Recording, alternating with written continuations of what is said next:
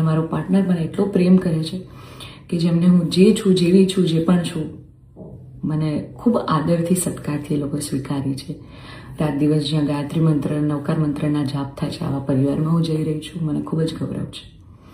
એટલે હું તમામ બ્રહ્મ શક્તિઓ, સમજણી અને શિક્ષિત જે લોકો છે, બાકીના લોકોના મગજમાં નહીં ઉતરે કદાચ આવા, પણ જે લોકો શિક્ષિત છે, સમજુ છે, એ લોકોને હું નમ્ર વિનંતી કરું છું કે આવા 2-4 જે અસામાજિક તત્વો છે ને, કે જે દીકરીઓની પાંખોને કાપવાની વાતો કરી રહ્યા છે, પ્લીઝ એને સમાજમાંથી દૂર કરો. નકર આપણો સમાજ ક્યાંયનો નહીં રહે.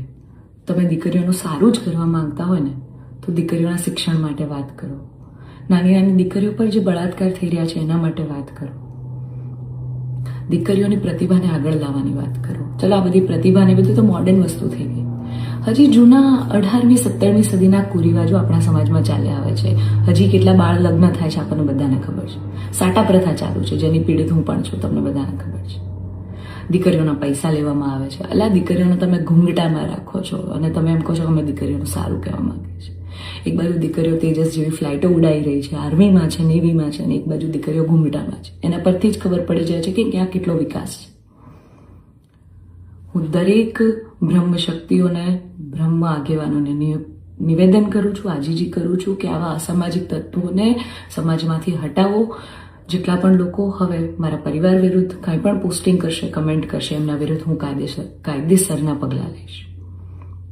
કારણ કે એક દીકરી તરીકે, બ્રહ્મકન્યા તરીકે, જ્ઞાતિના નીતિ નિયમો પ્રમાણે જ્યારે હું ચાલતી હતી, ત્યારે નાતના જ કોઈક લોકોએ મારા પરિવાર પર ચીટ કર્યું, અમને અંધારામાં રાખ્યા. એક દીકરી એક સગપણમાં હોય અને તો પણ બીજી સમાજમાં ક્યાંક લગ્ન કરી લે, તમને 2-2 વર્ષ સુધી છુપાવે, તમને ક્યાંય નહીં. તો જ્યારે આ આફત આવી ત્યારે મેં નક્કી કર્યું કે ભાઈ હું આ રિલેશનમાં નહીં રહું. મેં મારા પરિવાર માટે સ્ટેન્ડ લીધું. અને કોઈ છોકરાને શું, જ્યારે પરિવાર માટે અને મારા પિતા પર જ્યારે વાત આવશે ને, ત્યારે હું ભગવાનને પણ છોડવાની તાકાત ધરાવું છું. એ દીકરી છું હું, બરાબર છે? એટલે આપ સૌને નમ્ર વિનંતી છે કે જેમ દેશની દરેક દીકરીઓ પોતાના જીવનની શરૂઆત કરે છે, એમ મેં પણ એક શરૂઆત કરી છે. આને પહેલાં તો કોઈ વિશેષ મોટો મુદ્દો બનાવવાની જરૂર નથી. અને આવા જે અસામાજિક તત્વો છે કે આમ કરશું, નાત બાર કરશું, અરે ભાઈ, તમને 5000માં કોઈ પગાર પર નોકરી રાખવા તૈયાર નથી. તમે તમારા ઘરનું અને તમારું સંભાળો પહેલાં તો.